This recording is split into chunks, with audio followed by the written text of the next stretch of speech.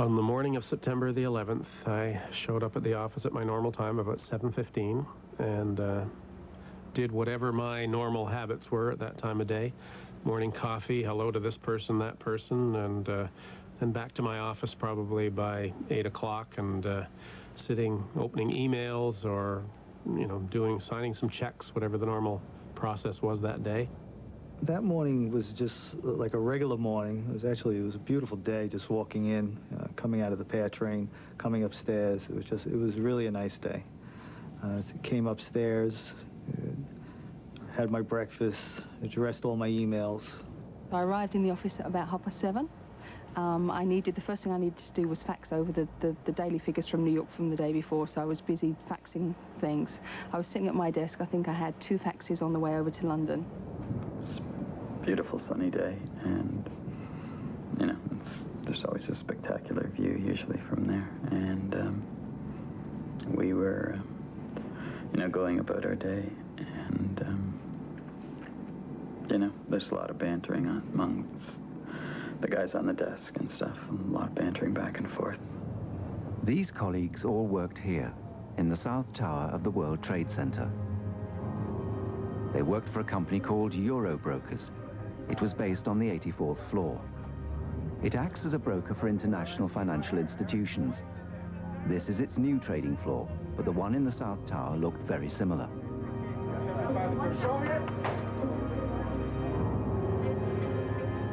At the same time as they were arriving in the South Tower, another group of colleagues was arriving for work in the North Tower. They worked for the May Davis Group, a much smaller company specializing in investment banking. It was based on the 87th floor. For them too, the day began perfectly normally.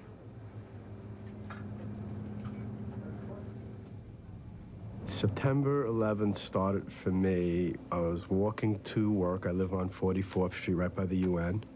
And Owen calls me in the morning, Owen May, the chairman of the firm. And just going over what I had to do. I had a meeting that morning, and we talked, and I got to Grand Central Station, which is, you know, 3 stops from the office. And I get onto the train. I get out of the train, and I remember just how beautiful a day it was. It was just beautiful. So I got dressed, got ready, walked the dog, got the coffee, jumped on the train, and went to work. Stopped, I got some fruit along the way. I got a big cup of tea, because I was so sick. And I proceeded. I went up the escalator, the elevator, and I went into my office. I had some tea, and we were all just laughing, joking around like an ordinary day. I arrived on September 11th, about 8:15 actually. I think I was probably 10 minutes late because the night before was the first Monday Night Football game, which I remember. I ordered my breakfast. I remember sitting at my desk. My partner Hong arrived. Some of my younger apprentices were in the office as well. Adam, who I worked for, was on the Atkins diet, so he ordered eggs and potatoes, and that was free potatoes for me every morning for breakfast. So I just sat down, went behind the desk to check my email, like I did every morning.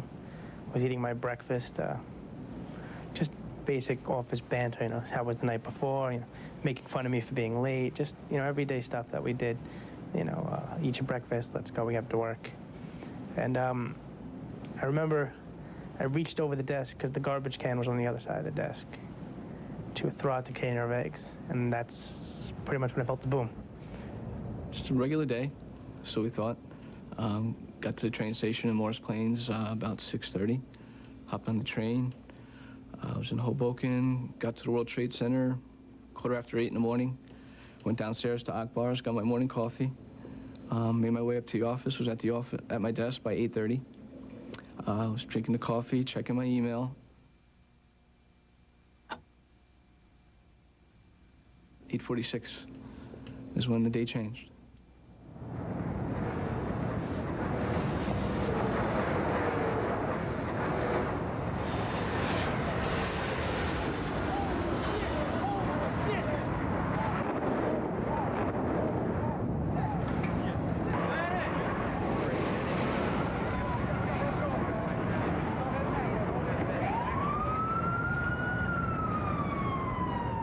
I actually had my feet up on the desk, which is something I don't often do, and I was just kind of lying back. I forget what we were talking about at the moment that the plane struck. But all of a sudden, there was just this tremendous shaking, rumbling. It was more of a... The feeling was so overwhelming that it almost wasn't a feeling as much as a sound vibration. Everything started shaking. Little knickknacks were falling off the desk. Shockwave went right through you. You could feel it. It knocked a lot of people to the ground. I think I got knocked over, at least onto my desk. I don't remember falling to the floor, but at least falling onto my desk. Laterally, you know, you're pretty stable in a chair, so it was pretty ferocious. And I remember the ceiling rippling across sideways. So if I'm facing southwest, the explosion's coming this way, and the plane had actually come in from behind me and went through the building towards that side.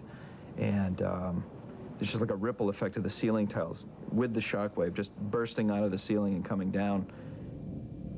American Airlines Flight 11, with 92 people and 10,000 gallons of aviation fuel on board, struck the North Tower between the 93rd and 98th floors. The offices of the May Davis Group were on the 87th floor, 6 levels below. And the vibration lasted long enough that I stood up from my desk and I ran under the doorway of my office. I had enough time to pick up one of my apprentices and make him stand under there with me. I remember logging off my computer. For some reason, I felt I had to say what was on there. And ran forward about 25 feet to see the other L, you know, the office is L-shaped, so see around the corner, just a gout of flame coming out, dark orange and black, with chunks of what looked to be like offices, just chunks of offices flying out into space. We're on the 87th floor, so we're up about 1,000 feet. So big objects flying through space look like they're almost weightless, just, you know, an indescribable scene of just chunks of building flying out into space. And all you saw was fireballs. I mean, right in front of you, smoke. It just wrapped around. We had all windows, so you just saw it wrap around the whole building. What I thought were briefcases or suitcases falling from the sky, bodies just falling from the sky. I was in so much shock that my body just shook, and I was like, no, this is a bad dream. I'm having a dream. And then I just, you know, when you play with your eyes and you opened your eyes again, and I saw John Paul, and John Paul was like, call your family and tell them we're okay. Everybody call their family and tell everybody that you're okay. And I walked over to, the smoke was coming in, so I got really scared because I was so sick. That bad cough, bronchitis. And I tried to kick Owen's office door open, and the phone rang, and it was Owen. Owen May, the chairman of the company, was phoning from his car. He was stuck in traffic. As I looked underneath my rearview mirror, I saw flames busting out of Tower 1.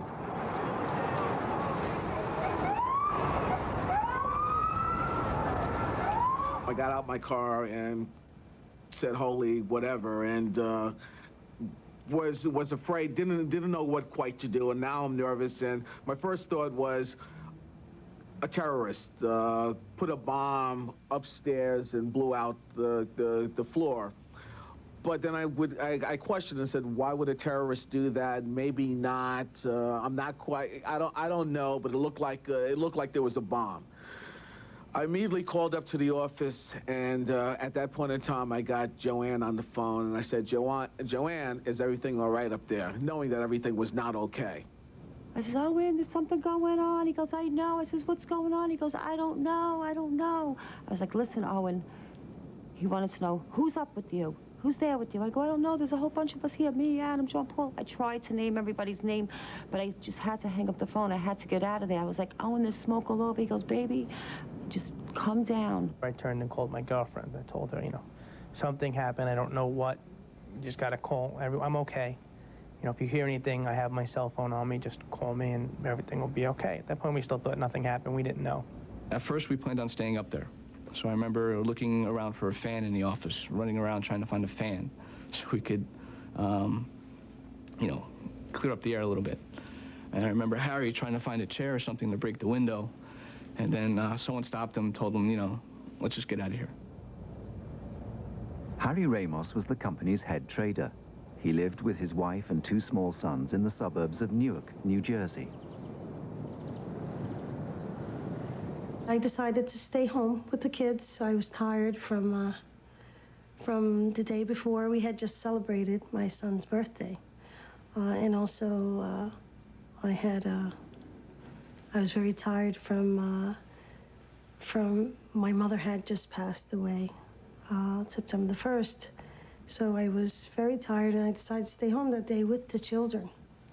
Harry called and said good morning, and I told him that I decided to stay home in bed with the kids and just relax. And he said okay, and that he would call me a little later. Actually, I was in bed with the children, and the phone immediately rang once again. And it was Harry. And Harry said, Mick, don't panic. I'm fine. But something just hit the World Trade Center. I immediately, and he also mentioned, he said he had to go. With Harry in the North Tower was Hong Zhu, another May Davis employee. He'd originally come from communist China. Some people said, "Oh, it's bad. We got to get out of here," and I said, "Well, I want to stay here, wait for help." Anyway, no one else seemed to agree with me, and I believe Adam actually asked me if I have a T-shirt. I said no, and he had a T-shirt inside his shirt, and he pulled off the T-shirt and split it into 3 pieces and poured some water onto all of them, and gave me 1 piece and said, "Go." I said, I hesitated, and some people, I believe, started exiting the office, and what I did is I called 911.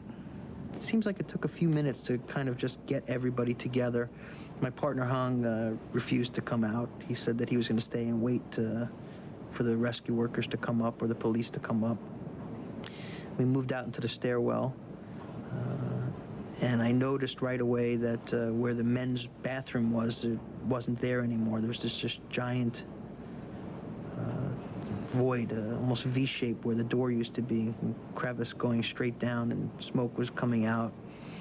And that hole attached itself, I remember, back into our office where our kitchen was and our conference room was. I actually remember before we walked out that there was no kitchen and there was no conference room. There was just this giant hole in the office. I don't know how far down it went. At no point at least I didn't feel like at any point my life was in danger. You know, the worst was over. We had a big bomb. It's a very solid building. Even a plane could fly into the building and withstand it. You know, that's how they build it. Right before I walked out of the office, I had that cup of tea. I want you to know. It was laying down. It fell when the plane hit the building. I put it back up. I said, I better put this cup of tea because I'm going to have to come back here tomorrow and clean up this mess. And I said, you know, everyone, single file like in school, put your hand on the next guy's shoulder and we'll all get out of this thing together. We'll make sure everybody gets out together. And we had made our masks from T-shirts, and, you know, and by the time we got back out again, we really needed it. The smoke was bad. There was so much, I guess, terror in the hallways that we actually walked past the fire escape and kind of had to turn around and double back until we found it, and we got in the fire escape. And I remember we jammed the door open with the fire hose in case the lower exits were locked, and we wanted to make sure we had a way out because the doors lock once you go in. I called 911, and the phone is ringing, but no one answered. And I thought probably things are very bad.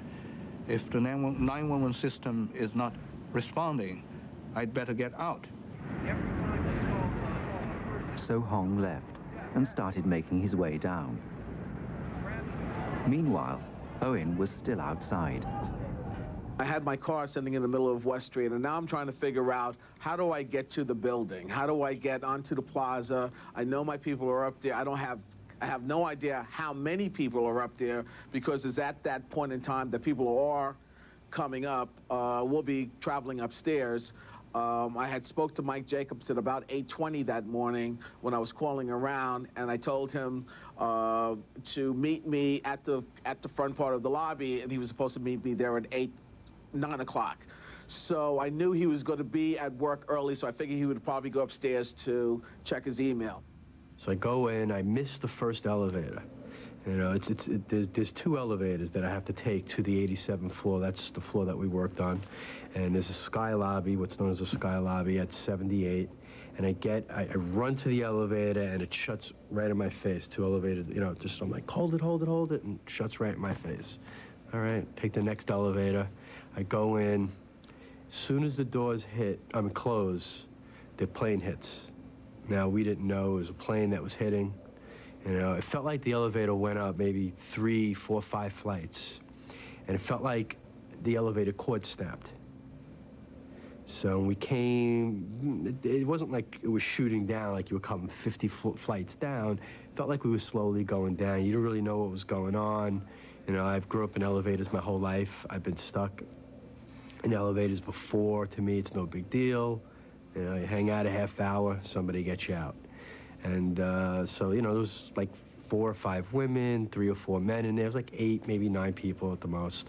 And I, you know, said, calm down, don't worry, it's the World Trade Center. Someone's, you know, going to come and get us out. You know, read your paper, I'll drink my coffee, and let's hang out, and we'll get out of here. And we'll go about our business.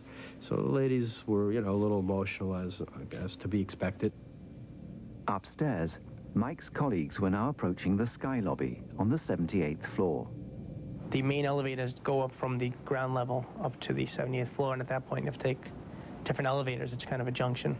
There was also a junction in the staircase where you had to go down another flight of stairs. You had to walk down a hallway, and you had to go down to another staircase. I distinctly remember looking back and saw my head trader, Harry, helping people come out of the old stairwell that we had just come out of while we were helping everybody get into the new stairwell.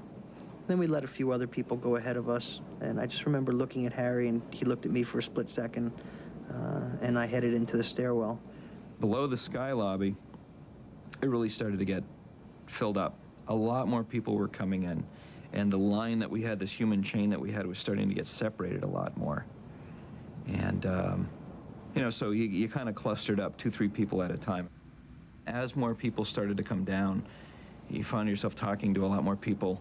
What floor were you on? Do you know what happened? No one knew what happened. We'd go down a few more floors, and you could smell jet fuel. There's a very distinct smell, like when you drive by the airport. It's like, oh, geez, that's really bad. It was a plane. And then I think somebody had mentioned, yeah, I heard on the radio or on the TV from one of the floors of people coming in that, in fact, it was a plane. We said, oh, geez, they must have flown a plane into the building. We really have to get out of here. All of a sudden, there's a door that's blocked. You know, so everybody bunches up. You know, it's like a parade going into a blind alley. The only way to go back down again on this particular floor was to get through a fire. And there was a gentleman from the Port Authority.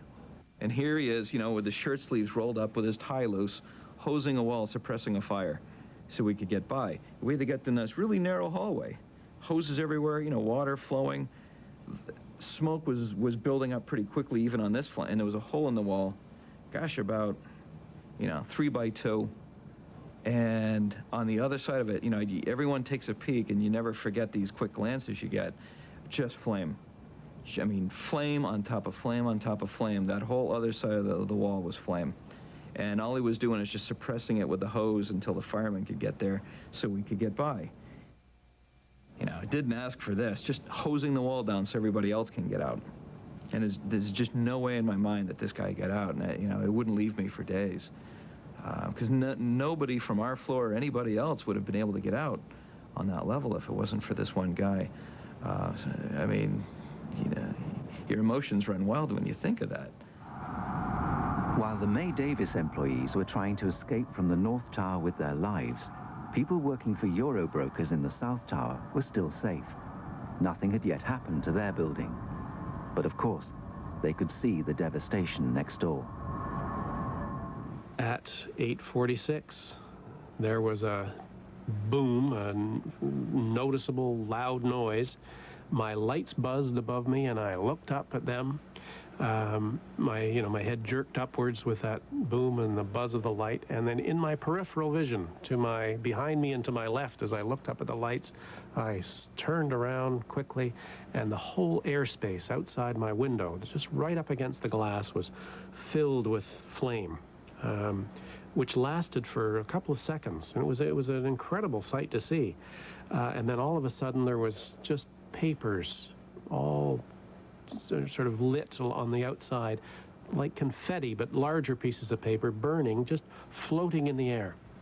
We didn't really know what happened. People were yelling and screaming and told us that, a plane had hit the other Trade Center, and you could see smoke pilfering through, blowing through. And so a lot of people ran over, and I, like myself, and they originally said it was a Cessna. And people said, a couple people said, that's no Cessna. When I reached the window to see what was happening, all I saw were the flames just exiting the building and all the papers flying out from this explosion. They were so close to the window that you can actually read what was on them, which I thought was so strange and so surreal, that you can actually read the papers up close. I'm one of the dozen or 10 or dozen fire marshals on our floor, volunteer fire marshals. I jumped up, grabbed my flashlight, my whistle, put it around my neck, and went out of my office and started telling people, come on, let's go, there's been an explosion, out, and we did our best, as I did in my quadrant, and other fire marshals doing the same thing in their quadrants, to scoot people off the floor. And this went on aggressively for 5 minutes. We got a lot of people off the floor. I think there was about 280 people on the floor that day, and my guess is in the first 10 minutes, we got everybody out except for maybe 25 people. The chief executive of Eurobrokers, Gil Scharf, was actually in London that day. His personal assistant had only just come from the London office to work for him. I picked up the phone and dialed London. Gil wasn't there, but I spoke to my London boss, who I'd just recently left, and he answered the phone, and I can remember exactly what I said to him and what he said to me. I said, Rob, I said, something's happening next door. We're all okay, but we're leaving. And he said to me, something's happening next door. Fucking hell, Janice, a plane's gone into the building. Get the fuck out of there. I don't remember hanging up. I don't remember saying goodbye to him. I just remember running through the dealing floor. I find it incredible even today that here was a guy that was 3,500 miles away from me who knew what was happening less than 500 yards from where I was standing. We walked down probably, I don't know, 10 flights of stairs, and there was the first announcement, which said, this building is stable. I repeat, this building is stable. We have been asked not to evacuate World Trade Center 2 by the emergency services. They need the space on the plaza for the people being evacuated from one World Trade Center. So please stand still, note which floor you're on, and re-enter the building at one of the nearest re-entry point. In fact, some people came back. My guess is about 25 of our people returned, such that at 9 o'clock-ish, we had probably 50, 55 people on the floor. I moved from the west side of the building near my office to the east side. That's where our trading operation was. It was a rather large trading room. It ran the entire east wall of the building from the south to the north. And people in that room, some of the brokers had walked up to the north wall because they could look up just a dozen floors and see the smoke and flames that were coming from the building beside them. Unfortunately, some of them could also see that people were leaning out the windows, and then people started jumping. Just a horrifying thought next door. But this was only, maybe 10 minutes after the first plane had hit. The intensity was so bad in that building.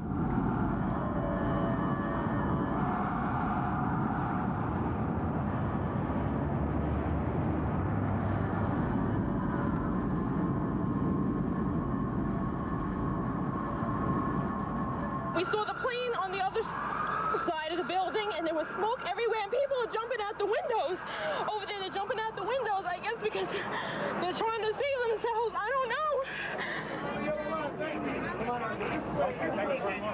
know. One of our employees, Susan Polillo, I can actually credit her, I think, with being partly responsible for saving my life. had seen for herself the first person jump. She spun away from the windows and in tears ran back to me. She said, "Oh, Brian, Brian," she said, "it's terrible. People are dying. People are dying." I said, "Susan," I put my arms around her. I said, "Susan, I know it's a terrible tragedy. Come on, let's get you composed more." And we moved from the east side of the building down the hallway to the ladies' room, which was on the west side. And I credit Susan with perhaps saving my life. She moved me out of that trading floor to the west side of the building where I was fine when the second plane hit.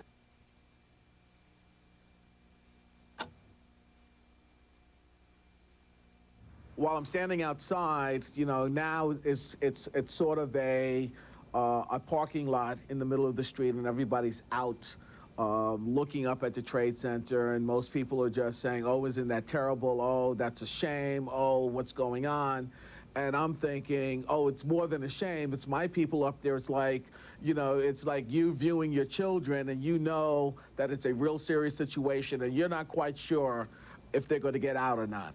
I remember also standing there and saying, "Oh, God, I need one miracle. I need, I can't have everybody die up there." And for my own selfish reasons, I'm saying I can't put on a suit, 12 times or 13 times, or how many people are up there looking at pictures, because I'm not quite sure who's ever up there is going to be able to get out. As I'm standing there and all of these things going through my mind, I'm watching a plane come in from the Statue of Liberty. And as the guy got closer and closer, I'm saying, "Oh, you know what? He must be here to drop water." So as this plane starts coming closer, I'm wondering, where's the water? It doesn't look like one of these water planes. And I remember the engines just roaring, and I can kind of hear this guy like hit the throttle. And all of a sudden, he starts to dip his wing.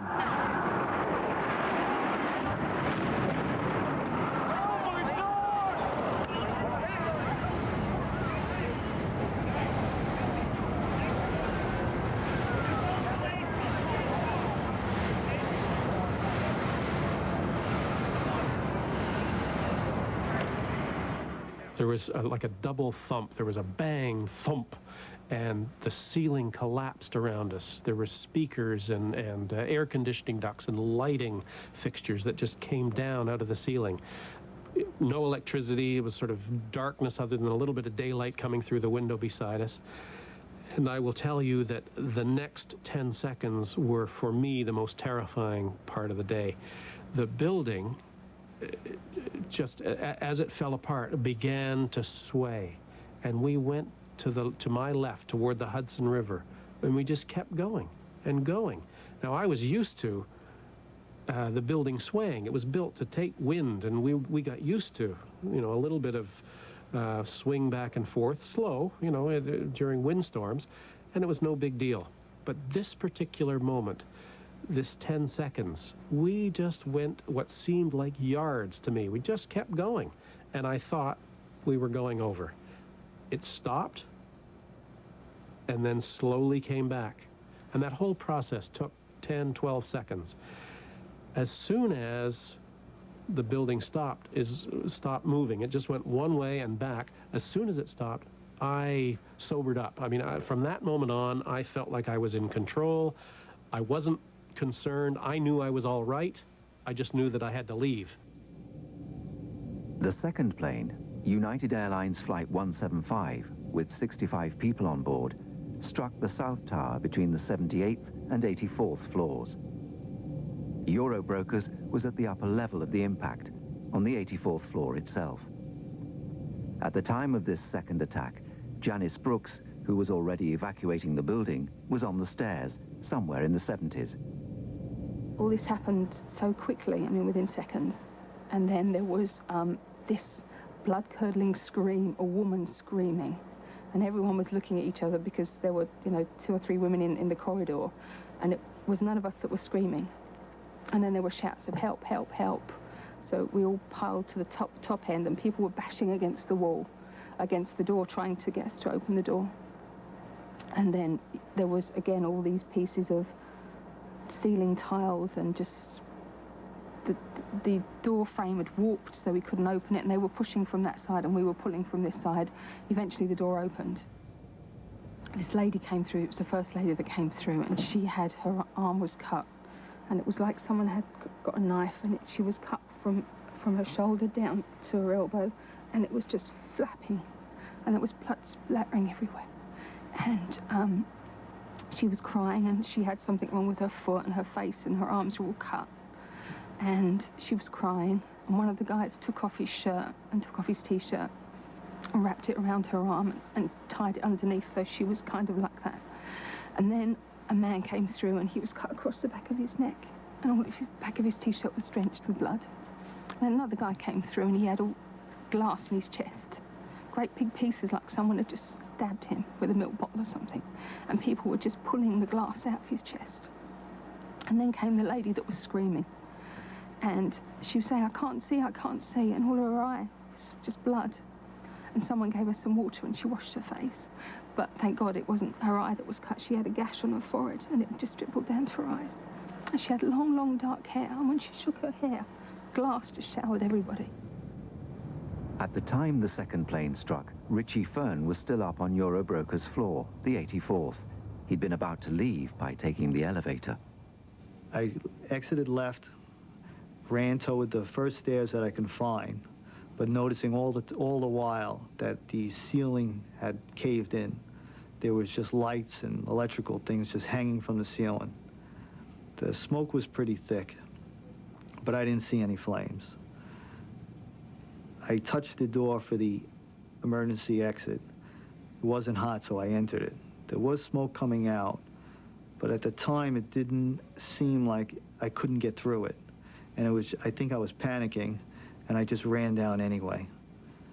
I ran down, and the stairway was dark. There was no lights in the stairway. I followed the glow stripe on the stairway steps, and I just ran and ran down. In the North Tower, the first to be hit, nobody at the impact site or above ultimately survived, because the first plane severed all the staircases, and there was simply no way down. 1,344 people died. In the South Tower, however, the second plane hit at an angle. Because of the tilt, it missed one of the staircases, the now legendary Staircase A, which miraculously remained intact from top to bottom.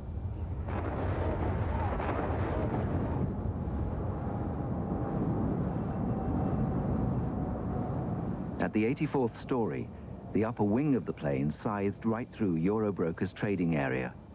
Of the 50 or 55 people on that floor, it's believed that fewer than 10 survived the initial impact. In the dark, it was pure luck that Brian and some of the first survivors he led out found Staircase A. This group of 7 of us, we started down. We only went down 3 floors when we met a heavy-set woman coming up from below. She was halfway between the 80th and 81st floor, holding her hands up and said, "Stop, stop, stop," and kept walking up toward us. "We can't go down. You must go up. There's fire and smoke down below. We've just come off a floor in flames." And a debate started in this dark stairway. I had the flashlight, and whoever was speaking, I just moved the flashlight from face to face while they were talking. And people were, debating with her whether we should go. She was insistent that we go up. And in the midst of this debate, about 20 seconds into it, I heard a tap, tap, tap, bang, bang, bang, help, this small voice, but pleading voice in the darkness on the 81st floor, calling for help. "Help, help, I'm buried, I can't breathe, is anyone there? Help me." And I grabbed a coworker of mine who was on the floor, had come down the stairs with me, Ron DiFrancesco. I grabbed Ron by the shirt sleeve, and I said, "Come on, Ron, we got to get this fellow." The fire exit door had blown off the wall a bit. It was locked, but we could push the drywall back and squeeze between the drywall and the doorway and get onto the 81st floor. And as I stepped through that slot, I turned around and I saw my people starting to go back upstairs, led initially by David Vera. He had a walkie-talkie. He was also one of our fire marshals. He sort of pirouetted on the stairs and went up. Bobby Call and Kevin York each had a hand under the heavy-set woman's elbow. And they were good Samaritans. They were saying, "Come on, we're with you. It's okay. Calm down. We'll help you. Let's go up." and they started to ascend, this group of people. I was in the stairwell going down with them, and, you know, we ran into some people who were telling us to go up, and there was some man who was screaming for help, and Brian went to him, and I went to help Brian, and I was overcome by the smoke and the heat. At this time, Ron was completely overcome with smoke, and he ducked down and he backed off the floor. And I can still picture him squinting, and I don't remember him coughing so much, but he just was almost overcome by the smoke. And he sort of instinctively got lower and backed away. I started to remove debris, and this person was very excited the other side, you know, saying, "Oh, I've been saved. Oh, thank God you found me." And it was very emotional and excited. And I kept working and pulled some debris away until the last piece I couldn't move. And he couldn't move it from his side. And I told him, I looked through this slot and I said, "You must jump. That's the only way out of this." And I said, "You jump." And I reached over the top, and this fellow jumped, and I missed him, and I couldn't grab on anything. He slid back down. I said, "You must do this."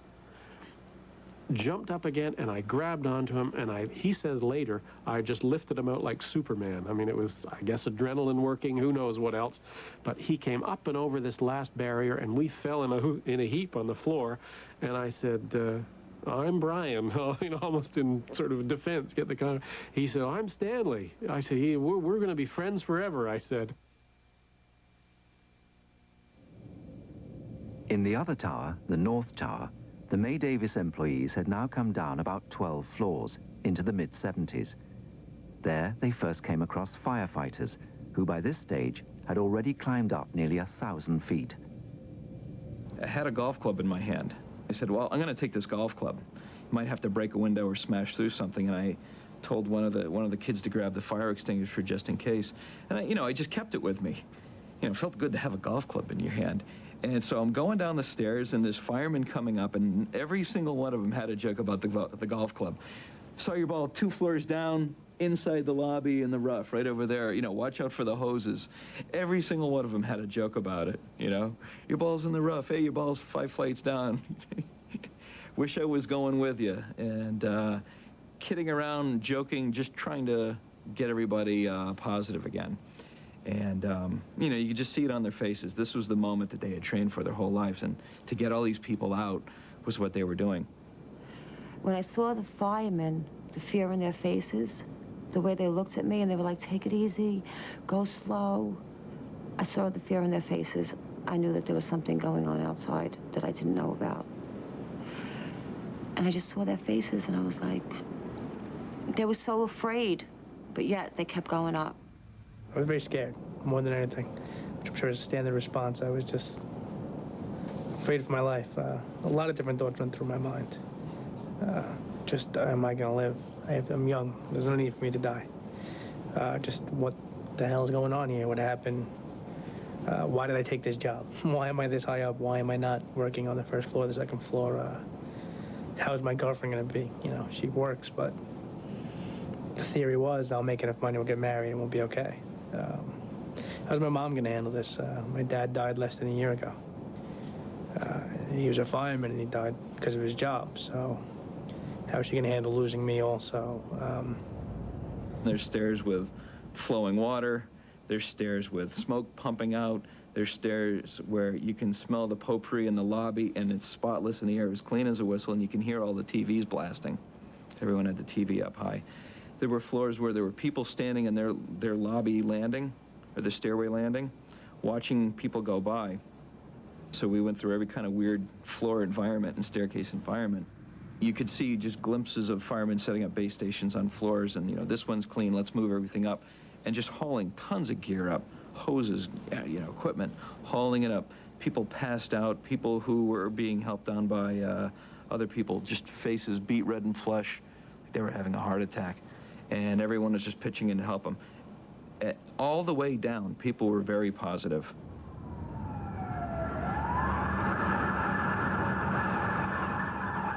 For May Davis employees arriving after the planes had struck, the scene at the World Trade Center was something they would never forget. I remember the smell That's the first thing that hit me, the smell. It smelled like fire, like the building on fire.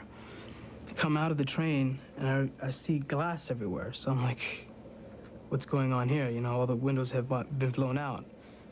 And my first intention was, I mean, I didn't really think about looking up at the building, because it's not what I expected. So I thought there was like a fire in another building. I was looking around, like, so where's the fire? And all these fire engines and people running around. What's going on? Then I finally looked up and I saw the building on fire, and I'm like, oh my God, this cannot be happening.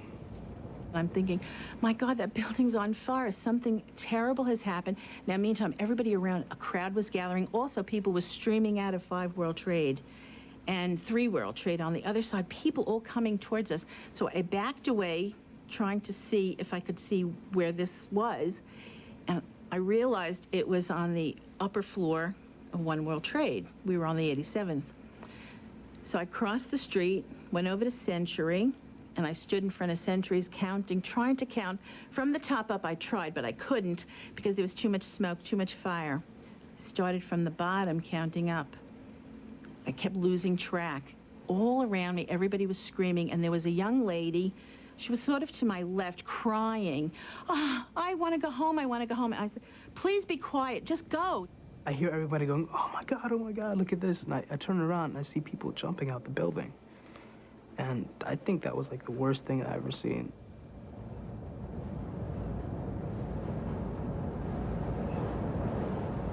And I thought, oh my God, they're all up there. They'll all die up there, you know. And for some reason, I don't know why I thought I could help them.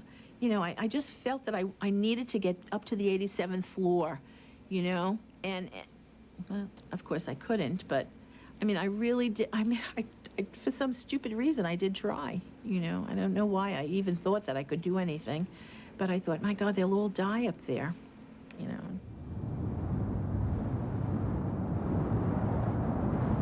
But people were alive.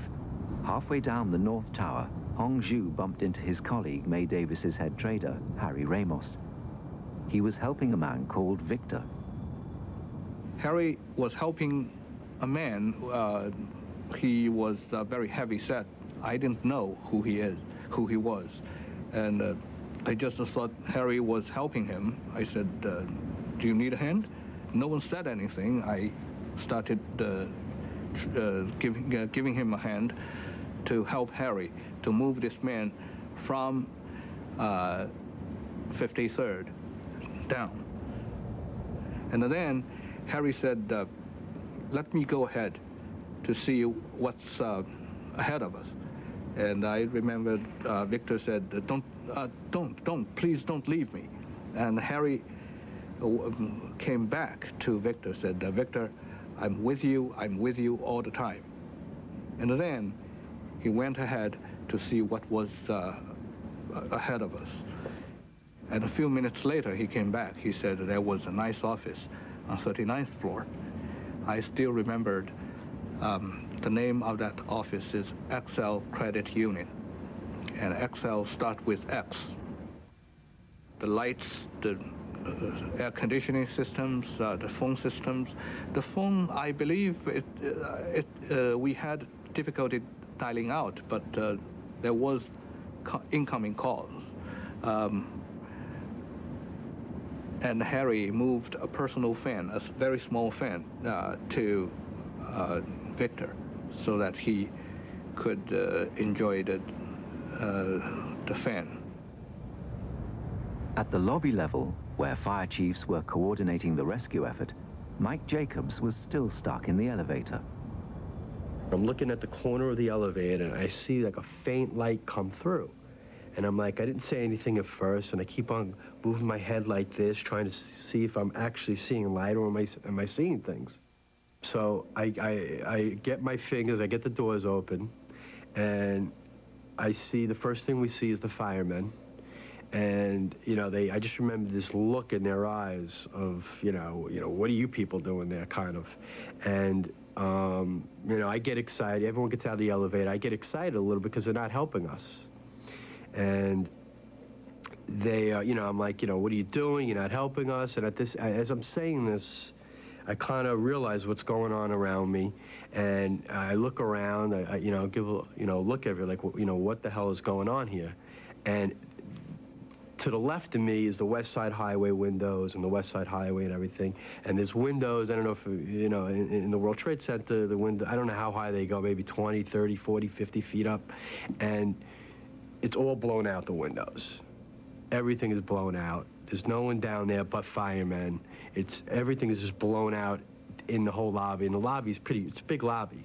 And I'm like, as I'm saying this now, I'm realizing, you know, what the hell happened here. And the fireman's like, calm down, you know.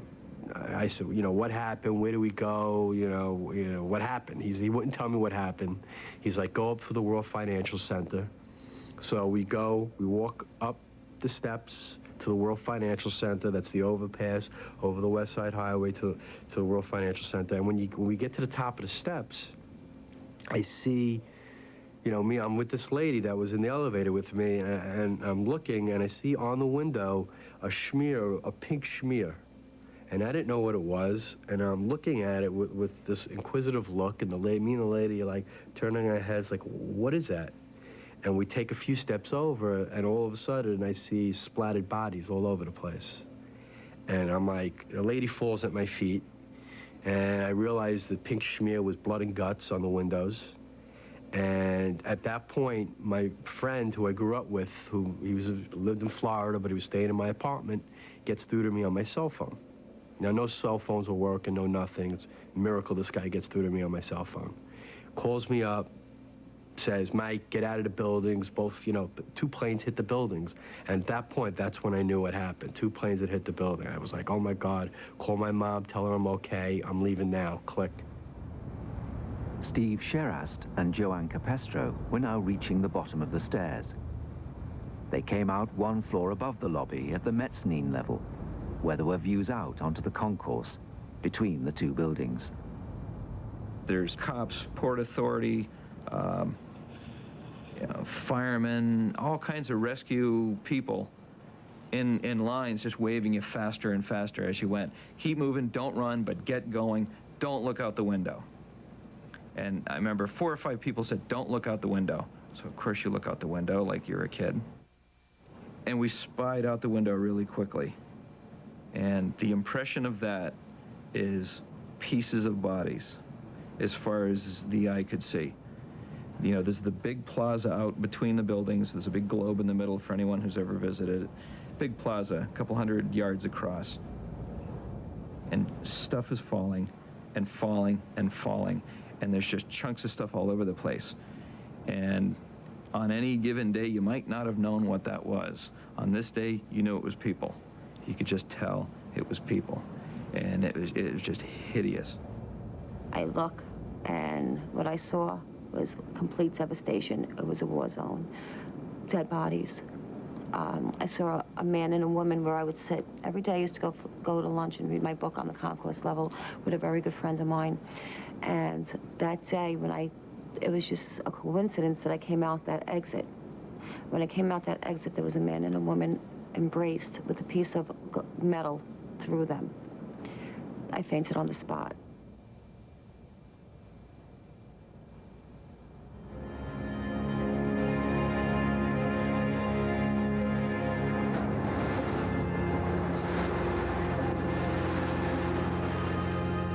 The exact verbiage was, holy shit, run. I remember thinking that was when I was going to die.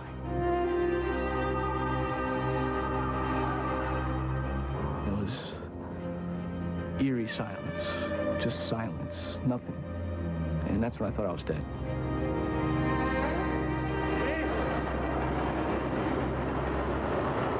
The place where I'd worked for 27 years was gone. It just made no sense.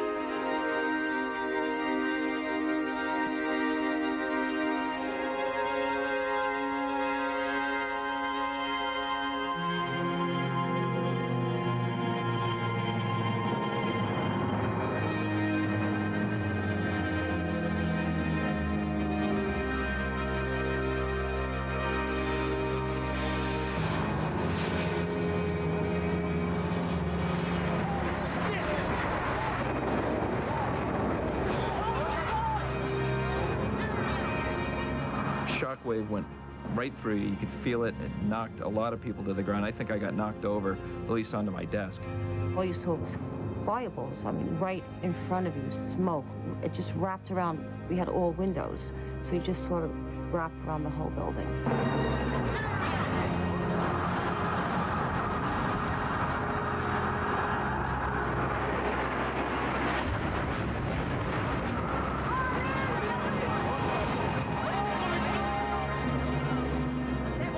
There was like a double thump. There was a bang, thump, and the ceiling collapsed around us. There were speakers and air conditioning ducts and lighting fixtures that just came down out of the ceiling.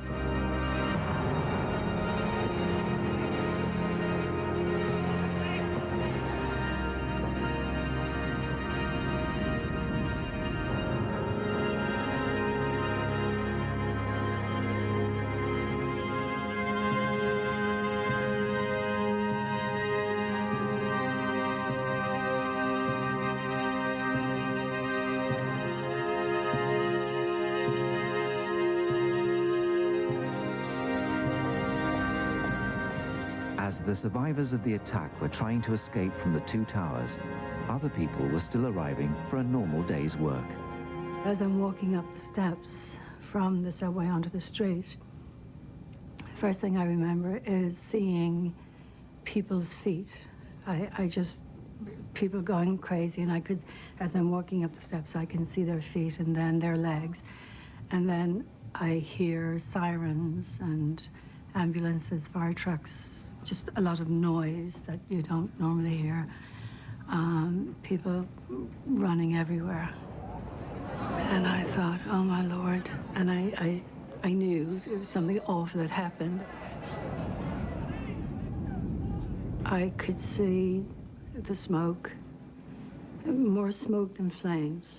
And I thought certainly anyone who was in the building on those floors, from 78 to 84, we were on 84, anyone who was there couldn't possibly have survived what happened. But most of the Eurobroker staff had actually started evacuating before the second plane hit, and were now making their way down the stairs. As we were walking down, it was really slippy and slidey and really dusty, and everyone was coughing. After about 6 flights of stairs, it was clear. There was no smoke, there was no debris, there was just absolutely nothing. It was really, really quiet, and all you could hear were people coughing and crying. The lady in front of me had the bad arm and had the bad foot, and she was still crying, and she kept saying that she was moving that weekend, and that she wouldn't be able to help her husband, and we just kept saying, look, we think it might be okay.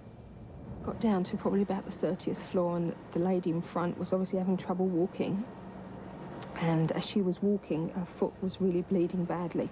And I remember at one stage looking down at my left foot and seeing blood oozing through my toes because I was walking in her footsteps. And I remember pulling my shirt away from my body and saying to this guy who I still didn't know, like, I've got blood on my shirt. I just stood still and just was, oh my God, I've got blood on my shirt.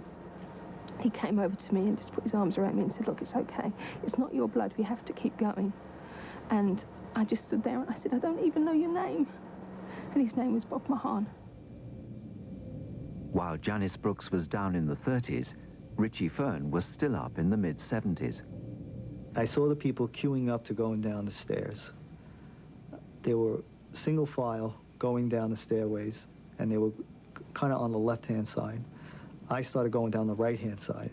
I was spooked. I started running down the stairs ahead of everybody.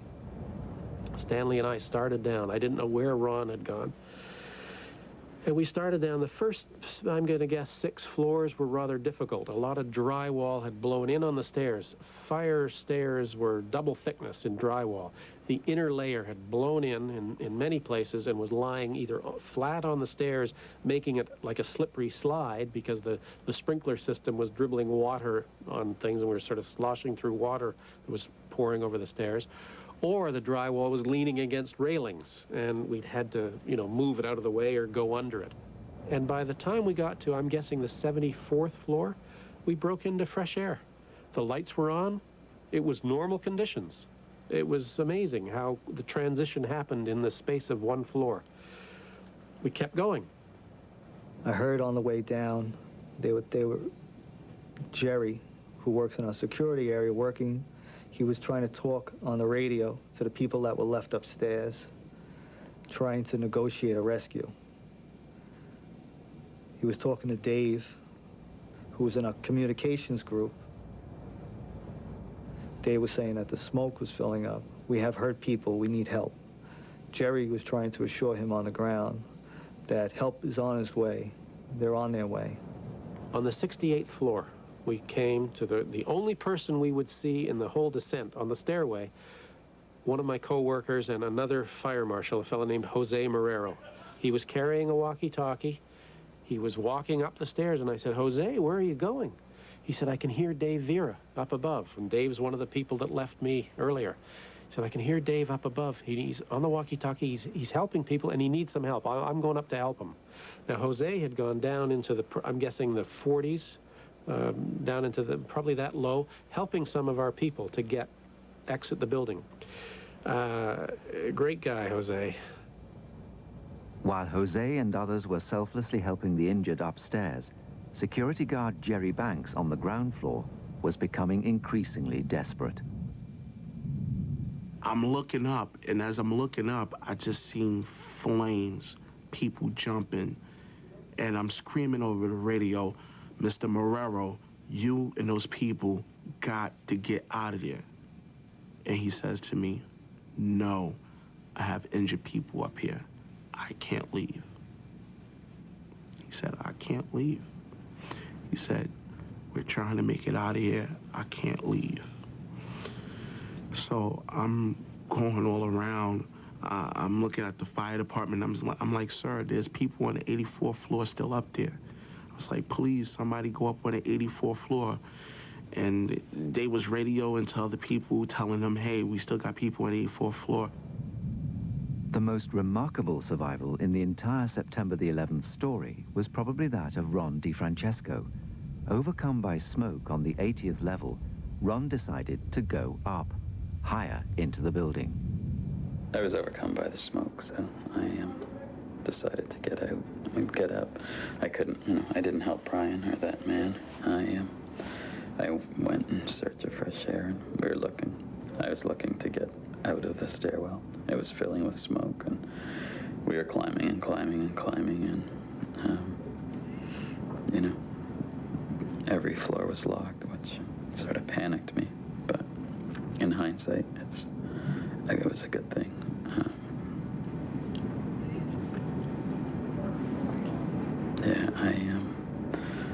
I guess we got up to about the 91st floor, and at that point I realized there was probably no way to get out there. So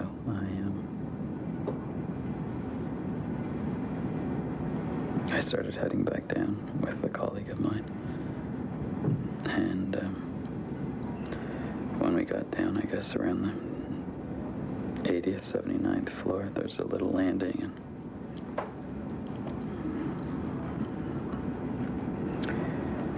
and people were starting to lie down and get close to the ground to get a bit of air. People were starting to go to sleep.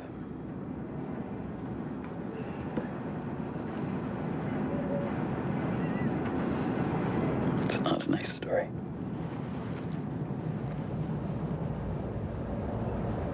I started lying down on the ground too.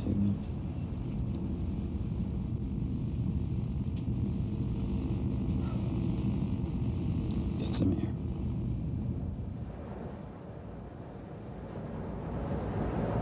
And then the miracle happens, Don't mean to sound like a Bible thumper, but somebody helped me out. And, I got up enough strength, and I don't know. I left a lot of colleagues up there, though, so.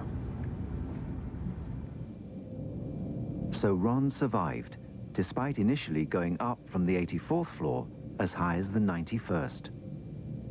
In fact, he, Brian, and Richie were the only three from the upper impact site or above who who survived at all. Everyone else, 599 people, died.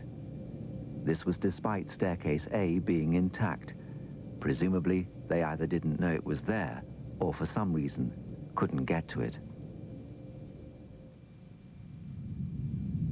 Near the bottom of the South Tower, Janice Brooks was now nearing the end of her journey. It was about the 8th floor. The lady in front with the arm and the foot just stood there and just started crying her eyes out and said, I can't go on anymore. And she was shaking and she felt sick and her foot hurt and her arm hurt. And she just said, just go and just leave me. Just get someone to come for me. I can't go on anymore. And Bob just said, look, you know, we have to leave. You have to get out of here. So he said, we're not going to leave you. And he gave her a piggyback down the rest of the stairs. 8, 10 flights of stairs, and he carried her right to the end. In fact, despite the terrible death toll, 99% of everyone below the impact sites, between 20 and 25,000 people, escaped successfully from the Twin Towers. But for some, it was a slow process. Back up on the 44th floor, Brian, Clark and Stanley had now encountered a security guard keeping a lone vigil over an injured man. They promised to try and find help. We got to the 31st floor, and we went in on the 31st floor to make phone calls. I called home. We got into somebody's conference room. I don't know whose floor it was. I called home, told my wife, and of course this is, I guess, 20 to 10, I think was the time she recounted later.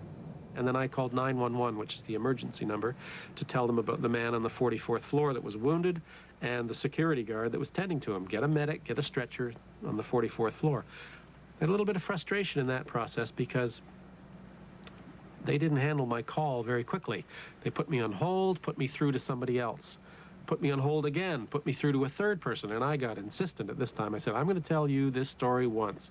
And I told them about the person on the 44th floor and how they needed help, of course. And I said, and that's all, I'm not going on hold, and I put the phone down. But I was probably on the phone with 911 for 3 or 4 minutes. Very frustrating experience. And of course, I didn't know, time's elapsing. No concept that the building's about to do what it's going to do. As Brian and Stanley made their way out of the South Tower, Richie Fern was already walking up Broadway. We kept walking up to Broadway. When we got to that area, we noticed a whole group of Eurobroker people just standing outside J&R electronics store. I just couldn't walk anymore. I knew I was outside. I knew I was relatively safe.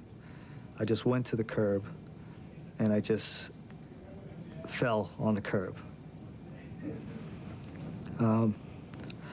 All the time watching the Eurobroker people, that I knew I didn't want to leave them. I heard them talking. They were saying that they wanted to get everybody together. They were going to go to a bar, and they were going to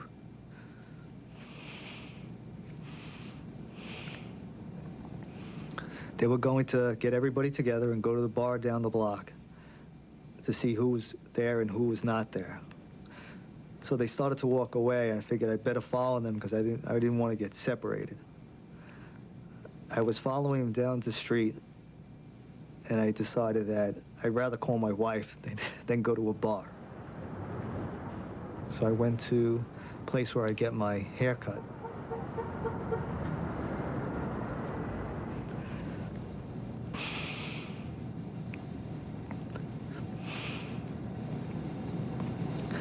Antonelle grabbed me, pulls me inside, just sits me down. I asked if I was okay. And and other barbers came up to me, and they started helping me and wiping me down with wet cloths. And I just kept saying, you have to call my wife and let her know that I'm okay. And, you know, she assured me she would, and they continued wiping me down. And at the same time, after I regained some of my composure, I was listening to the radio upstairs as to what was going on, and things were getting worse for Dave and everybody up there.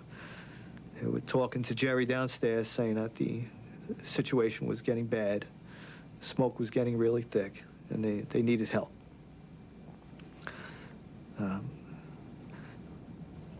Antonella was finally was not able to get my wife on the phone. You couldn't make any long-distance phone calls.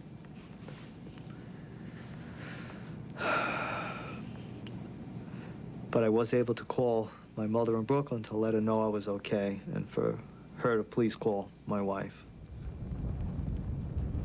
Back in the South Tower, Ron DeFrancesco was still on the landing around the 80th floor and had only just managed to lift himself off the ground. It was full of smoke, and you're feeling your way blind, and then I, you know, felt some drywall, and just when I realized it was the wall that had caved in on top of the stairs, so I had broke through that and basically slid down the stairs on my rear, and you know, when I got down, I guess to about 77 or something, that's when I got hit by the wall of fire. All the drywall was burning at that point. And once I got down, I guess I ran through that. And I don't know if that's where I got my burns or not, but once I got down about 76, I guess, 75, it was pretty peaceful. It was very white and bright, and water was flowing down the stairs. I came across 3 firefighters, probably in the 30s, and I had explained to them that I was having trouble breathing. And I don't think at that point I was burnt that badly, because if I was, I imagine one of them would have come down with me, but they just told me to go downstairs and I can get some help down there. When I got down, I went out. You walk right out. The stairwell led to the courtyard, so the side of the courtyard was pretty horrific. What did you see? Well, you ever been to war? It was hell. It was like full of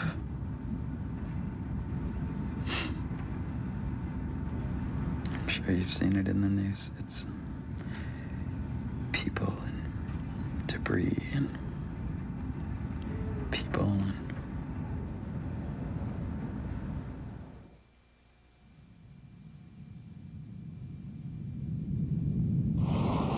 At the same time as Ron was exiting the South Tower, in the North Tower, Dave Donovan and Jason Braunstein were finally making it out. You make your way from the exit around, and there's doors, revolving doors that take you into the plaza in between the 2 buildings, and that's where all the FBI, the police were standing, blocking you, because that's where all the debris was. That's where all the people were falling. And, you know, they keep yelling, walk to the right, don't look to your left, don't look to your left, and like every other person, when someone tells you don't look to the left, you look to the left. And it was probably the most horrific thing I've probably seen in my life, and hopefully ever will see in my life. You look out into the plaza where the Globe was, there's body parts everywhere, burning pieces of the plane. I remember seeing plane seats with bodies still in them, missing certain body parts. At the time, I didn't remember most of it, but as time's progressing, more and more starting to come back to me. And I remember seeing a pregnant woman hit the ground when she jumped from about 100 floors up. And when she hit, she just, like a watermelon dropping off the roof, and you could see the baby come out with the cord. And that's something that sticks with me. I don't think I could forget that. It didn't look like what was supposed to be there was there. Nothing was there. It was transported to a different place. And Dave was he's very calm. He was just, walk, you'll be fine. Don't worry about what's out there. Worry about you. Let's go. We'll talk outside. As I was coming out of the glass doors, I could see everyone running. The policemen, the firemen, the EMTs, the FBI. And you see these guys running away, you know something's not right. And I looked across the street into the Millennium Hilton, which is about 50 stories high. It's a glass building. And you could see Tower 2 next to us, halfway down, starting to collapse. And we were only about 100 yards away.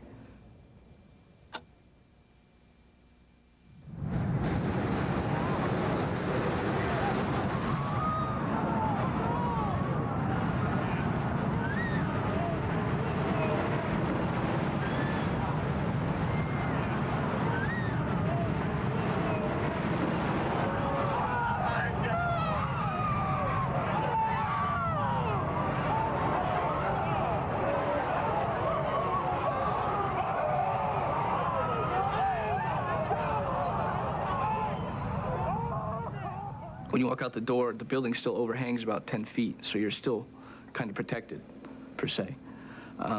Jason took off running. I didn't know he took off till the next day. I thought he got buried. I became like a deer in headlights. I just froze, jumped in the corner under that overhang, and I just started praying to Jesus for protection, to save me. And someone else jumped next to me, someone who I never met. He started doing the same thing, telling me to pray to Jesus, and I remember saying, I already am, I've been. You know, it's good, Jesus, Jesus. And then someone jumped on top of us to cover us. You know, another FBI agent, apparently. Then the building came down, and the big cloud came right at us. I mean, that overhang saved my life, because the steel beams were landing, like I said, about 10, 15 feet away from me. So a couple of emergency workers on the sidewalk just start looking up. And at that point, the exact verbiage was, holy shit, run. I don't know what happened, I just ran. I didn't ask questions, I didn't want to know. At first, I just assumed that was the second plane coming in, because to me, that's what it sounded like. It sounded like the plane had hit the building. At that point, I proceeded to just run. I ran across the street. There was a small church there. And I was just getting, I turned back around as I was running up the block, and I saw what looked like a wave, just a giant gray wave, just coming down. I didn't, like I said, I thought it was the plane hitting the building, and you just every once in a while see a flicker of silver, or just metal, just pieces flying everywhere, and it was another rumble. It was just a loud, deafening rumble, and you just turned back around, and I ran up about halfway up the block. At that point, I proceeded to get as far under a car as I could. I ran so fast that people were pushing everybody. I got to the corner. Once I got to the corner, I made a turn, a left turn, and the first car, there was a car there. And the car was on fire, and they were saying, don't hide under the cars, they're gonna blow, they're gonna blow. I go, listen, if I'm gonna go, if God's gonna take me, let him take me. I ran to the second car. When I ran to the second car, a priest grabbed me. I was in front of the church, in St. Pete's Church. The priest grabbed me, and I was like, Father, I'm saved. I go, please tell me I'm gonna be okay. Tell me I'm gonna be okay. He was like, you're gonna be fine. I says, I'm not gonna make it. And as I'm screaming, the debris is going into my throat. The priest is saying the Hail Mary. I'm cursing. I'm like, I lost my cell phone. I got myself so scared that I must have knocked myself unconscious, because once the tower fell, you heard boom, boom, boom, boom, boom, boom, boom, the metal hitting the car. Once all the falling stopped, you had the cloud, and it was just pitch black. You couldn't see anything, and it was eerie silence, just silence, nothing. And that's when I thought I was dead. I thought I was dead. But I kept hearing the guy praying to Jesus, so I know I'm still here. And, you know, we stood up. We couldn't see anything. Luckily, this FBI agent had a flashlight, so he, you know, we grabbed his arm, he let us out. And when we got out, right by the post office there on Church Street, I started throwing up. I was throwing up, and he said, guys, I have to go help other people. Walk up towards Broadway, you'll get help there. And then he just disappeared into the cloud. And, you know, I look back, I don't realize at the time, was this guy an angel? Did Jesus hear our prayers and send someone to help us? I was having problems breathing. Just the dirt and the dust in the air just was all in my eyes, my mouth, my throat. Because like I said, I started to scratch at my mouth, my tongue, just anything to breathe. And it was really upsetting at that point, because like I said, I thought I was gonna, you know, to make it out of the building alive and just die out on the street. It wasn't something I really wanted to do. At that point, I reached into my bag, just hoping. And I had a can of iced tea that I bought in the morning. It's cheaper to buy things by my house, and it was in the city, and wasn't exactly rolling in the money, so I decided to just buy the iced tea in the morning. I just luckily had it in my bag. So I proceeded to pour the iced tea into my eyes, my mouth, and just anything so I could see and breathe again. It stung and it hurt, but I was alive, so the little bit of pain was fine with me. Everything was quiet, and everything was white. And then I got up, and I turned around, and I looked at the lady next to me. She went to help a woman, and she went to pick her up by her arm, and only her arm came up. So she was just laying there dead. All you heard was, help me. Where those people were, I guess it was all the people that were laying in the street that I walked over after I got out from underneath the car, because everybody around me was dead. How I made it out is a miracle.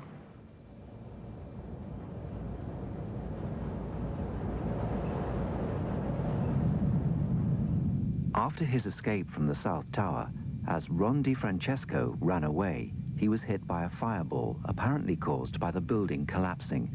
He was probably the last person out, alive.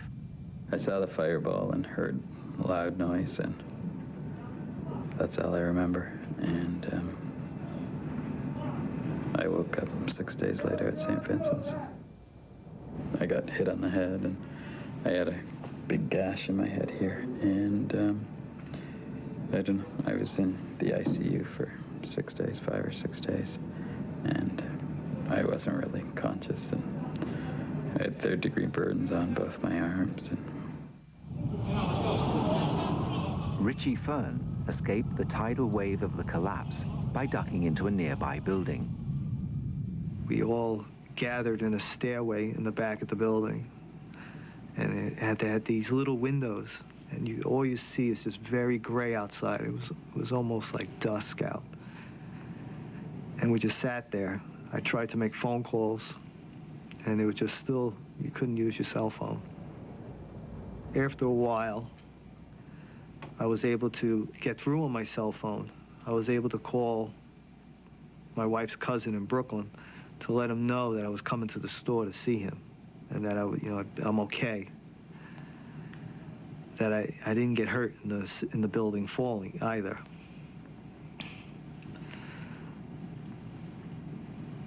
And then, after sitting there for a bit, Jerry came back on the radio. This time, nobody was answering him. This time, he was just calling and saying, "Is anybody out there?" And this was the first time I spoke on the radio. I told Jerry, "Jerry, there's nobody. Just go home. Get away from the building. Get away from the area." And he said, "Okay, Mr. Fern, that's what I'm going to do." I'm calling Jose, Mr. Chuck Dick, David Vega over the radio. I'm like, "Please, anybody pick up. If you dare, please pick up." And then that's when Richie Fern came on the radio, and he says, "Jerry." I was like, "Yes, who's this?" He was like, "This is Richie Fern. Listen to me closely. Go home. Get away from the buildings before you get hurt. Go home." And that's what happened.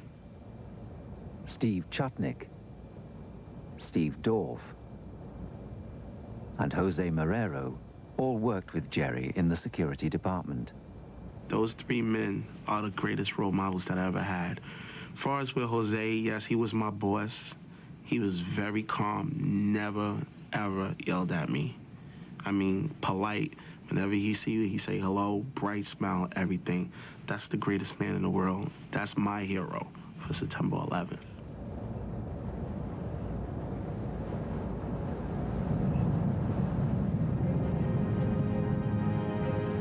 This was the scene immediately after the collapse of the South Tower. Although the second to be hit, it was the first to fall.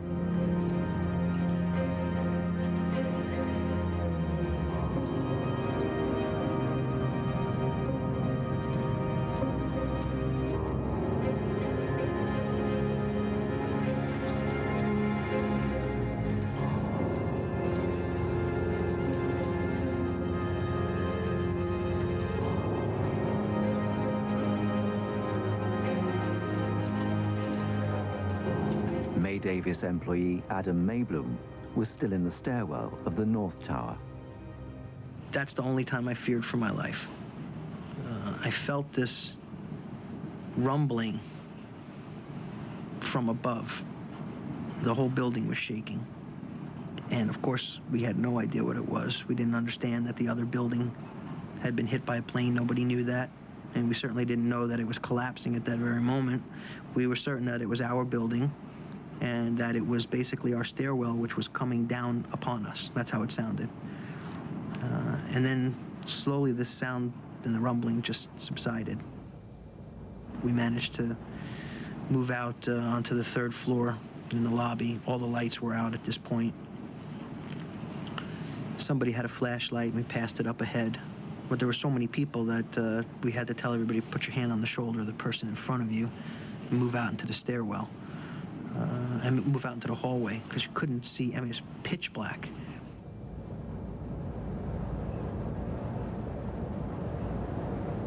And we came out into what I thought at that point was a construction site within the building.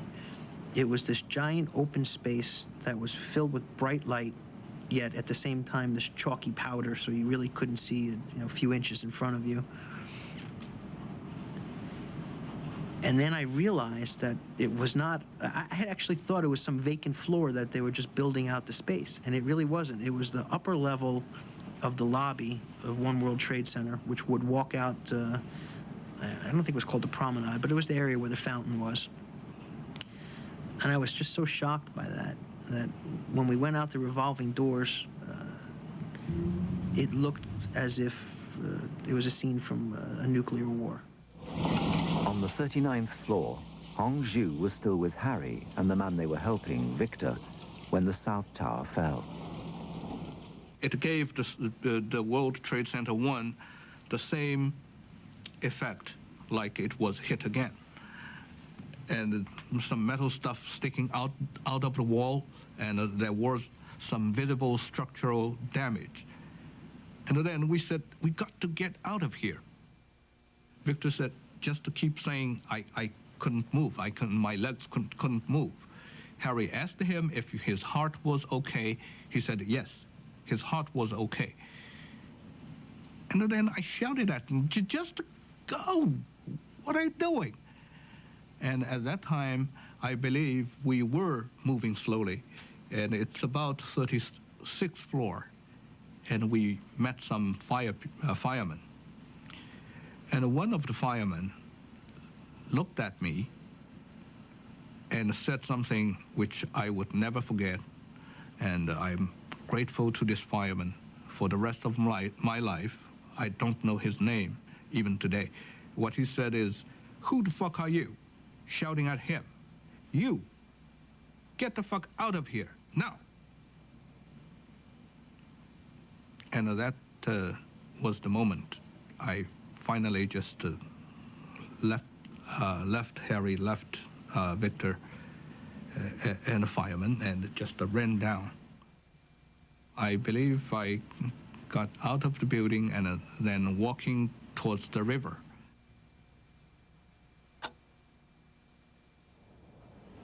At that time, I heard people screaming first, and then I looked back. Tower 1 was collapsing.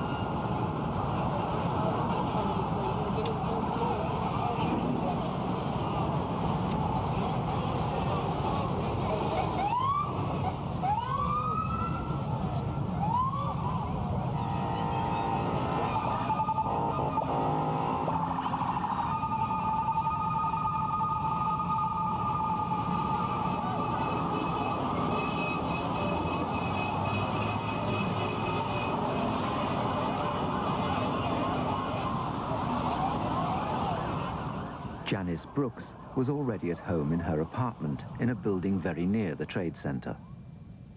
I just saw this big black cloud, and it was like someone was on the roof of the building unrolling a carpet or something. And I just watched it almost in slow motion. As one by one, all the windows were blacked out, and it just suddenly crept around like it was in slow motion until it was just black. And I couldn't see my hand in front of my face. And that, I remember sitting down, and I remember thinking that was when I was going to die.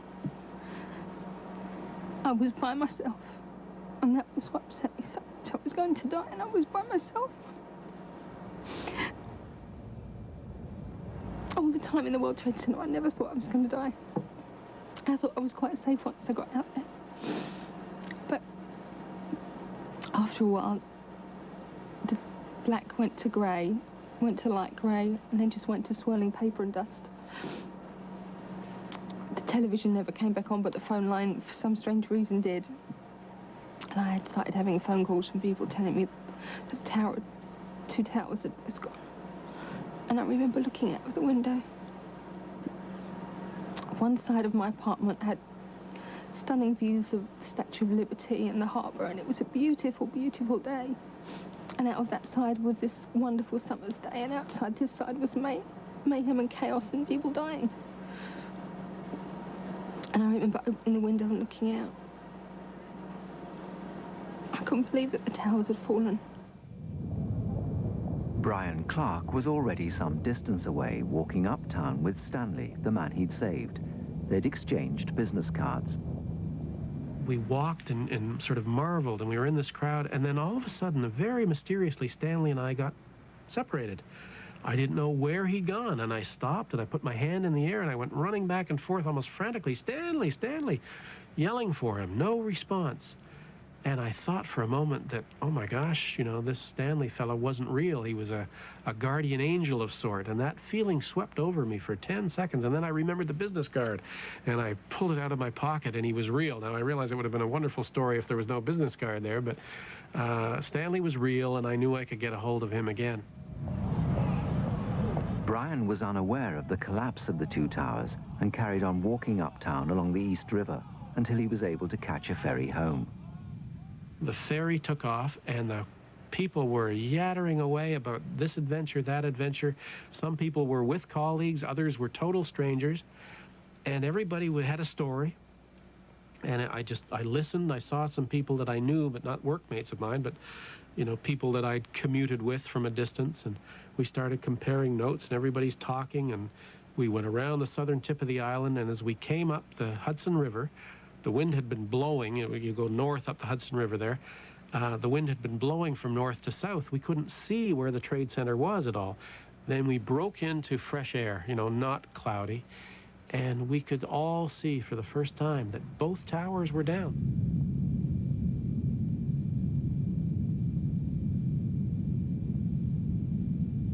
The ferry boat went silent, just absolutely silent. Nobody could believe what they were looking at, because this was our first knowledge of what had happened. It was a frightening sight, because you were just trying to process what this meant. I'd worked at the Trade Center for 27 years. I've been with Eurobrokers 30 years, almost 30 years, and the place where I'd worked for 27 years was gone. It just made no sense. In the immediate aftermath of the tower's collapse, no one knew who was dead and who was alive. Initial estimates were that 10,000 people had died.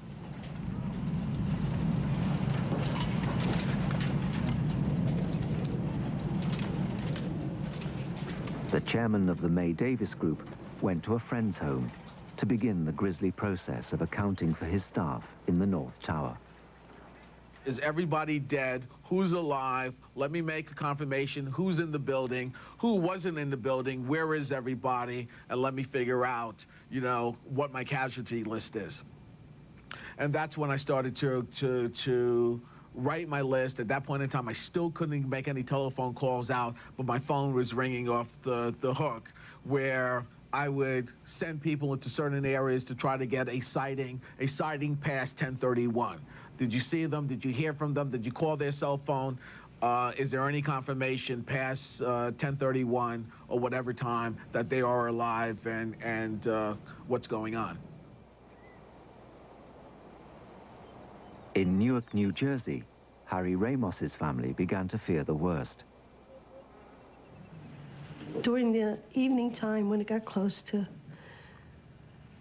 7, 8 o'clock, and the phone was still ringing, but everyone had seemed to be out from May Davis. I believe there was 13 employees at May Davis, and everyone was out. Everyone was safe, except for Harry. And I was told that he was seen on the 34th floor, And Han was out, finally out, and that's when I finally came to understand that it's a big possibility that Harry wasn't going to come home.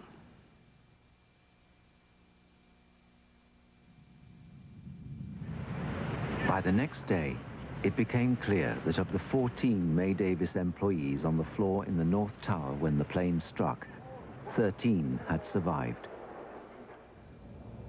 Harry alone had died. Victor, the man he'd been helping, had also died. It's presumed that Harry was still with him when the building imploded.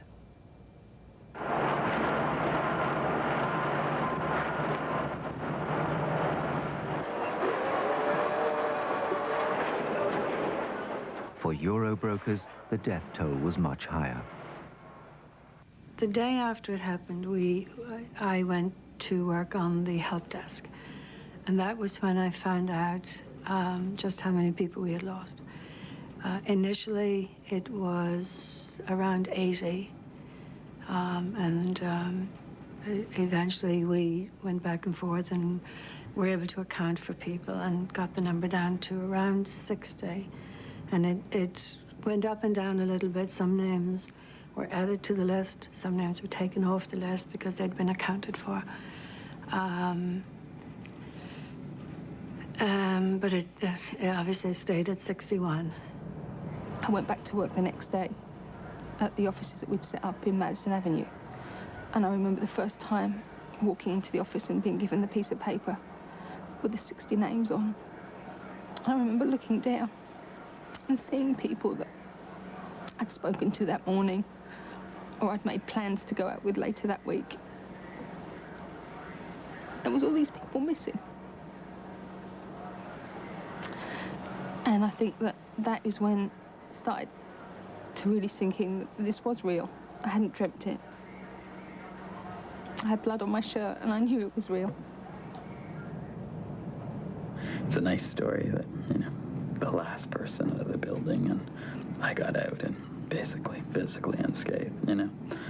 I have some burns and stuff, but I am, you know, I'm lucky. That's it. I'm no hero. I'm nothing. I'm lucky, you know. For all intents and purposes, I should be dead. So. One of the guys was a real friend of mine, and he was one of the last people that I saw on the floor. And I don't know why I didn't ask him to come with me. But I didn't. It would have taken me seconds. And I don't understand why I didn't ask him to come. I don't think I'll ever understand. And I don't think I'm ever quite going to be able to forgive myself. I don't feel bad for my colleagues, really, because I do believe they're in a better place. I feel bad for their families, because how do you tell so many young kids, you know, that your dad's not coming back and we can't find him and, you know, and never, you know, to have a proper burial and to say goodbye and stuff. It's like, you know, to go to work and then be snatched out of your lives as if your dad never existed, you know. There's a real mixture of people's emotional recovery. The physical recovery has been fine, but the emotional recovery of some people is varied, or with many people is varied. We have been very fortunate that we have been able to be in temporary space where we can all assemble. In those first few weeks, it was essential because every now and then somebody would break down, but 3 or 4 people would be right beside them to comfort them and support them. And then it would be somebody else's turn. We all went through those cycles. We had on-site counselors for more than 2 months. At one time, I think there was even as many as 12 counselors on the floor at the same time. We had group sessions, we had individual sessions, multiple sessions. You know, some people use the services more than others. It was available. That was a comfort. I think we've done a very good job of bouncing back. Some of those who survived September the 11th still have reminders of that day. Jerry Banks still has the radio on which he talked to Dave Vera and Jose Marrero. Poignantly, that morning they had swapped radios, so the one he used actually belonged to Jose. And remarkably, 4 months after the disaster, Richie Fern had these documents returned to him by the New York Police Department. They'd been found at the bottom of 1.5 million tons of rubble. The rescue workers had also found his business cards, still carrying his World Trade Center address. Jason Braunstein still has the bag he escaped with, which contained his iced tea. And Joanne still has the shoes she ran away in. 5 months before the disaster, Owen May had this video made showing their offices on the 87th floor. Zurich called again, and I got reports. Still fun calls. What are we going to do about Apollo? Owen, what do you want to do? Owen, could you sign this back for me? Sure. At the end of the cleanup operation, salvage workers found the May Davis sign, also buried under the rubble.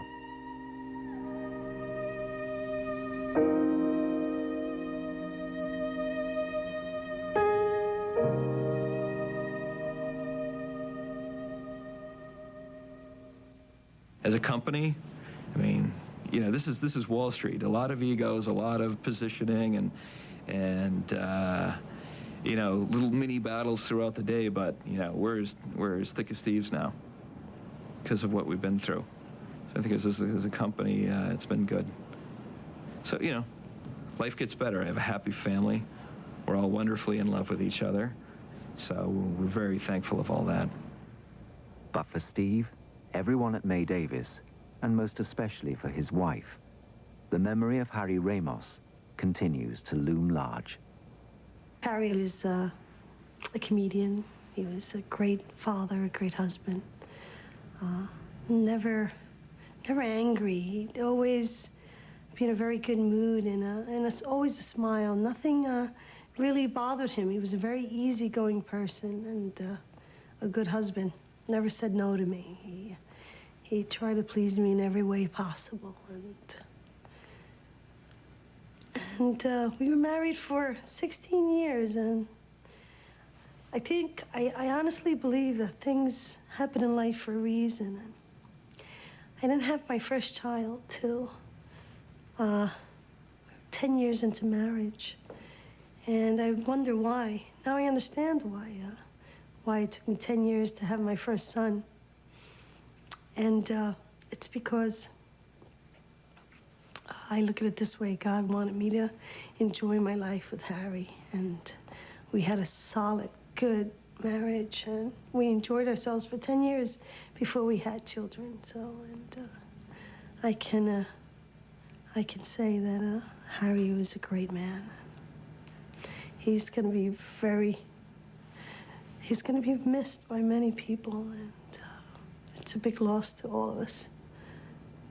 And unfortunately, there's many husbands that are gone, and many fathers, and many brothers, and this was not only my loss, but I know that it was the nation's loss too. It was terrible for everyone, and I'll live my life day by day, and remember all the good times. As I tell everyone, keep Harry alive. Joke about him. I tell Owen and I tell the people at work, talk about him every day and bring him back and keep him alive in your hearts and in your thoughts and in your prayers. But Harry was terrific. I'll never find another Harry.